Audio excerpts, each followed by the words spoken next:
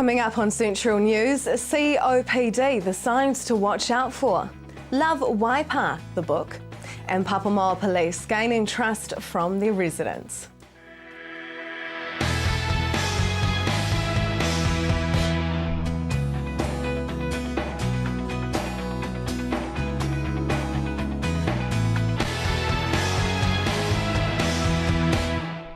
Kia ora, welcome to Central News for Wednesday, the 26th of November. I'm Hilary Entwistle. If you feel out of breath in the morning, you're not alone. 1 in 10 New Zealanders have chronic obstructive pulmonary disease, but yet so many go undiagnosed. At the early stages of COPD, your symptoms are pretty mild. You've just got a bit of breathlessness, a little bit of a cough, and a lot of the patients, I think, will put that down to being unfit, maybe a bit of smoker's cough, and so they don't see the need to present to the doctor at that stage. And we often will see patients with more advanced symptoms and more advanced disease, where we've often missed the boat as far as good intervention and even the chance of reversing some of the changes. Spirometry testing, this is lung function testing, is available in most general practice clinics now, and that's the key to diagnosis. So I think one of the reasons that it can go undiagnosed is patients don't access that test well enough. What is that test? The test involves breathing into a tube that's connected to, in most cases, to a computer, and it measures the lung function, and in particular it measures how much air you can move out of your lungs in 1 second, and also how well you can empty all of the air in your lungs over a period of several seconds. And of course, somebody with COPD, their lungs collapse down too quickly, and so they struggle to move the air out fast and efficiently. So are there any other tests that you can do for this? There's a very rare genetic condition that should be tested for in some cases. It's a vanishingly rare condition, so it wouldn't be front of mind for every patient coming through, but if there's a strong family history of lung conditions like COPD, that would warrant testing. But mostly apart from the spirometry, sometimes a chest x-ray can be useful, more to rule out other lung conditions that can masquerade as COPD. But essentially it's down to looking at the symptoms that the patient's reporting and doing the spirometry test, particularly in the context of a smoking history.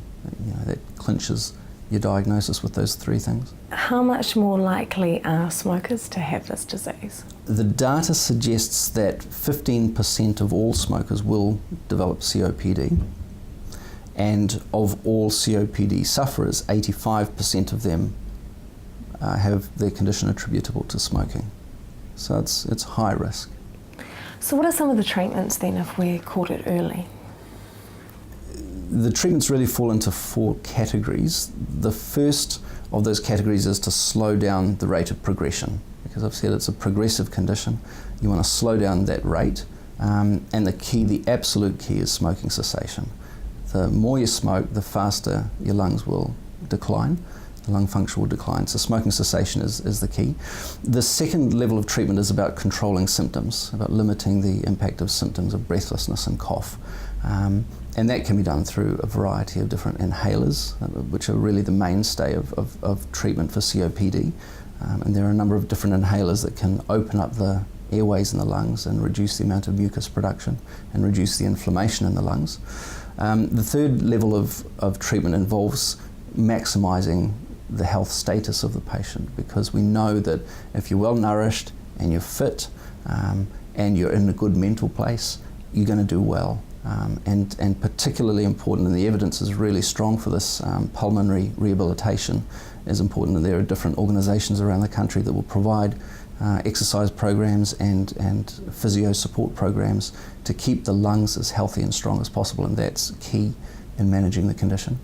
And then the fourth aspect is controlling or preventing and treating flare-ups, because people with COPD will get chest infections more often, and the chest infections they get are usually more severe. So we want to be using inhalers and antibiotics sometimes courses of prednisone to control those flare-ups, because every flare-up that somebody with COPD has leads to a progressive or accelerated loss of lung function. And then finally, some patients who are very advanced in their condition need oxygen at home just to cope with the daily tasks of showering and dressing. Besides not smoking, is there any way that we can help ourselves have healthy lungs? I think the absolute key is smoking cessation, getting that message out there that smoking is damaging people's lungs. It's damaging many other aspects of health as well, but we know it's particularly powerful at destroying lung tissue and assisting people to recognise the importance of smoking cessation and then to get on and stop is the key piece of information. The other important piece of information, I think, is to encourage patients to talk to their doctors and say, I'm concerned that I might have this condition, I have some symptoms, or I'm a smoker. Can I have that spirometry test just to document whether or not I'm at risk? Is there a way then, that we can, if we're not smokers, is there a way that we can have healthy lungs? I guess, are there any exercises or things to eat or anything like that? Yes, I think that a lot of people struggle with poor breathing technique. The term for that at the moment is breathing pattern disorder, where we breathe inefficiently, and there are lots of reasons why people fall into poor breathing patterns, but it can lead to retention of air in the lungs unnecessarily and inefficient breathing technique that can then lead to other symptoms of breathlessness and chest pains and fatigue. So being conscious of good posture and good breathing technique is important. Secondhand smoke has evidence now for its damaging effect. So even if you're not a smoker, avoiding environments where you're exposed to smoke and environmental fumes is important to maintain good lung health too. Do you know anything as to why there's such a high rate in New Zealand? Our rates in New Zealand overall compare with the international rates of about 15%. But in New Zealand, the Māori population has a particularly high impact from COPD. They are Māori people are 5 times more likely to die from COPD than non-Māori. And Māori tend to get their symptoms of COPD about 20 years earlier than non-Māori. So the impact for Māori is substantial. And I think that's why we do experience such a big deal with COPD in New Zealand, because of that representation from Māori people. Do we know why Māori are more susceptible? I think there are lots and lots of reasons. Simplistically, I'd suggest their smoking rates are higher and their access to healthcare is poorer. And for those two reasons, they go undiagnosed for longer. So what has been your role with COPD? I'm a GP and I see a lot of COPD patients every day. I'm also the asthma, or the advisor, the medical advisor to the Asthma and Respiratory Management group here in Tauranga. And I have a role as an advisor to Pharmac on their respiratory committee when it comes to respiratory pharmaceuticals. If you are worried, you can ask your GP for a spirometry test. Still to come on Central News, your weather for Thursday in loving Waipa.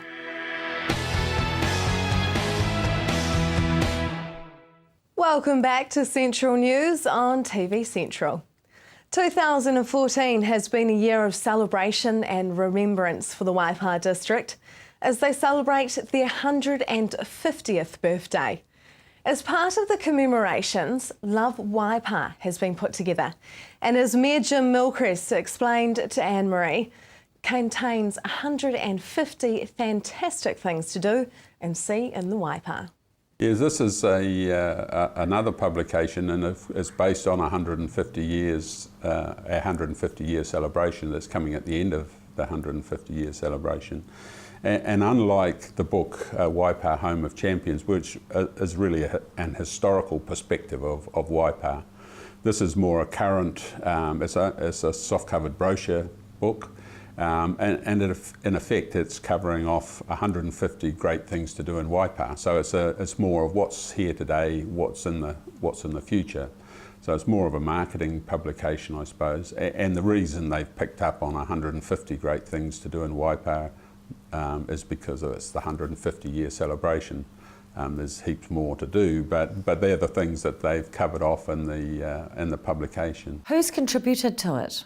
The book's really been promoted by the eyesights, both Te Amutu and Cambridge, and they've gone out and got sponsorship from a number of sponsors in 8 different sections, I suppose. So effectively, the book will be distributed freely to the community of Waipa. Why is a publication such as Love Waipa important for the district? I think it's just it's a promotional material, really. It's identifying all of those things that people have an interest. It's grouped them into areas of interest, whether it be sports or education or aviation or the field days is there from an agri-business perspective. So it groups all of those activities in sections and just enables people really to just flick through and see what they'd like to go and visit or go and have a look at. There are 3 cycleways in particular, the Cambridge Greenbelt, Te Awamutu to Kiki and the Te Awa River Ride. You're seeking public feedback at the moment. Is one standing out more than the others? Yes, well, we're seeking feedback on a lot of things, and of course it'll be covered formally in the annual plan and long-term plan. And council really needs to consider it alongside all of the other demands for recreational facilities, and cycling has really become the new golf, really, in terms of an activity, and it's certainly growing in popularity. So council certainly supports the Te Awa River Ride from Ngaruawahia right through, and of course has been involved in linking Cambridge to Karapiro, and with the Avantidrome where it is, linking the Avantidrome to Cambridge. But of course they're very expensive to form, and the Waipa is, I suppose fortunately, is 2 strong towns in Cambridge and Te Awamutu, and there is a bit of a demand for similar type cycleways on the western side of the district, so maybe linking Te Awamutu and Kihikihi and Te Amutu and Parongia. So we have a bit of a challenge to spread our money, I suppose, amongst the district, and very supportive of the Te Awa River Ride, but we just need to have a look and see where the community support really lies. How can people have their say? Well, it'll be through the annual plan process, basically, which starts early next year, and council really has to set aside and come up with a draft proposal, I suppose, and puts that out there for public consultation. And at the moment, that draft was, I suppose, promoting initially a link between Te Amutu and Kihi, and then potentially between Te Amutu and Parongia. And then there was funding allowed for a cycle bridge across the Waikato River. Whether that's necessary or not, that's in Cambridge itself. To link the cycleways there. So, but that's further out. It's probably sort of 4 or 5 years away if that went ahead. So it's really a matter of prioritising where our spending goes. And does the council have a preference as to where they'd prefer to see the money go into? Well, not really. I suppose the council's here to reflect what the community wants. So in terms of a preference, we've really got to listen to what the public are saying. But I think in the long term, if we were looking at it from an economic perspective, then you would need to favour the Te Awa River Ride as the main driver, I suppose. That's going to attract the tourists into the district a lot more than some of our internal cycleways within the towns. But if we're looking at it from a community perspective, then we have to have an even spread. Absolutely, and as you say, the linking from Te Awamutu to Kiki is important. Well, it is, and you know, in terms of good health, you know, getting kids back on their bikes, riding their bikes to school if they've got a safe cycleway to get from Kiki rather than along the state highway, then there's some real advantages from that perspective. Why do you think cycling's suddenly so popular? I suppose it's hard to say really. It's more than a fad. It's certainly there's huge money being invested in cycling. Obviously, successes with their overseas sporting, whether it be BMX or mountain biking or cycling, track cycling, road cycling, they're all being very successful. Something people can do individually. They don't have to belong to a club or pay any club fees, and if they wish to go early in the morning or whenever they can just get on their bikes and go. And I think as the population ages, people are getting to the point where the cycleways can be used not only for cycling but for mobility scooters as well. And people will get to the point where they can't drive anymore. They can still cycle. It's good for their health. So I think it's a whole combination of things, but it's certainly something that appears to be here to stay. Love Waipa is going to be distributed to all households in the Waipa district. To have your say on cycleways, go to waipadc.gov.nz. Just ahead, has the trust been broken between the police and the public?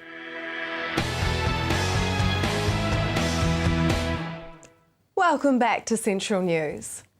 Papamoa Police are piloting a new community contact centre to create more of a presence and open up a line of conversation between them and residents. The centre has been running for a month now. I found out if any lessons have been learnt so far. It's probably still a little early to tell. It's about the more we do it, I hope that the more people will engage with it and the more people will tell each other that, hey look, the police are there. It's a bit word of mouth thing at the moment. So it's baby steps. And the aim will be that if it's successful or we're able to get something out of this, that we can take it into some other areas that might have the same stigma and see if we can identify any issues in there as well throughout the Western Bay of Plenty. So hence it being a pilot project here in Papamoa, that's where we've started at first. It's not a one-off, and hopefully any lessons learned or any extra tips or things that we pick up along the way, we can tweak and change. But at the moment, it's pretty successful. We're getting some good feedback, certainly being appreciated by, I could say, the majority of people in that area, and it's day by day, really. How did it all come together? When did you decide, hey, let's just set up a community contact centre in Papamoa? To be fair, it's sort of the credit really needs to go to Inspector Clifford Paxton, who's our Western Bay of Plenty area commander. He's decided that we needed to start doing a few more of these types of projects as part of our Prevention First initiative and getting into areas. He chose Papamoa as being the first one, not because of there being any particular issues, but more so because at Papamoa Station we're a small community station. We don't have a community constable currently assigned to that station. So this was an opportunity to put a little bit more staffing into the area and resourcing and to work with a particular segment of the community, and obviously if that works we can go to others and so forth. So. What was the aim? I think the aim overall was to increase public trust and confidence, and that's in the police itself, but also in the area where they live, and possibly to identify anything that, if there are any issues, or groups of people that are causing issues, or any issues within certain family dynamics and things, that maybe we can get in early and put some other agencies in and some help to try and help those people as well before it potentially could blow out. Not saying that it would, but it's all that whole prevention thing really. We want to be at the top of the cliff, not the ambulance at the bottom of the cliff. Why do you think there is a sense of no trust in the police in an area like this? I don't even know if there is a sense of no trust. I think sometimes what we have is in certain areas within any part of New Zealand, that maybe the particular experience with some of those communities is only when something's happening that the police turn up. They may not have that interaction with the police at any other time. So the aim is for them to realise that the police aren't, particularly the young people I guess in the area as well, that the police aren't the ones that always have to come when something's going on. And having said that, we don't go there very often, to be fair. But it's a societal thing that what we're aiming to do is no different from there to another area in Papamoa, but the aim is that we really try and get in and be approachable. We want the police to be far more approachable than maybe we have been 10 years ago. My personal motivation is that I would like to see us go back to how things maybe were 20, 30 years ago, where it was quite common to see a police officer on the street walking and talking to people. I don't personally like the fact that we see a lot of police officers going from point A to point B in patrol cars all the time. I want to see more of a public interaction with our uniformed staff particularly, just to increase that public trust and confidence, because if we don't have the confidence of the public and we don't get information, we can't do our job. The contact centre will be manned by police on Friday afternoons between 1 to 3 p.m. To make a scheduled appointment, phone the Papamoa Police Station on 07 572 2440, but appointments are not a must. Now for the weather for Thursday.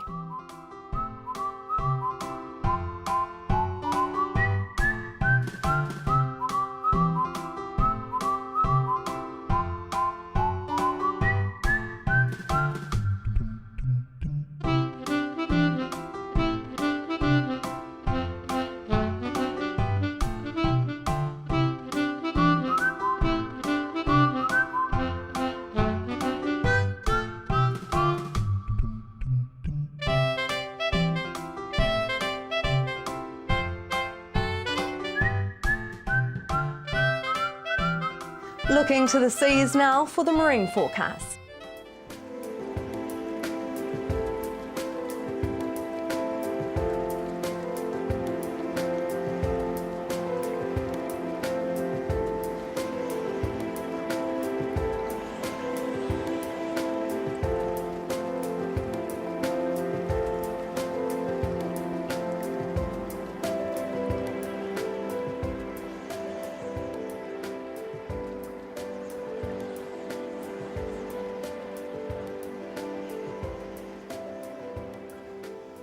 That is the show for tonight. I hope you have enjoyed the show. We love to hear your feedback. So send us a message on our Facebook page, centralnews.tv, or email us news@tvcentral.co.nz. Join me again tomorrow night for more stories from the Bay of Plenty and the Waikato. I'm Hilary Entwistle. I hope you have a lovely evening.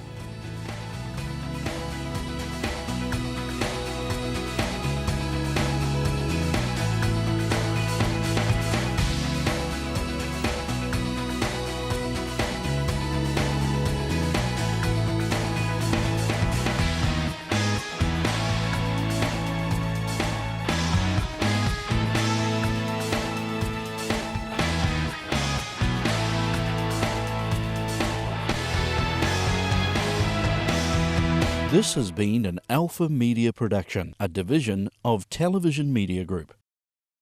Supporting local content so you can see more of New Zealand on air.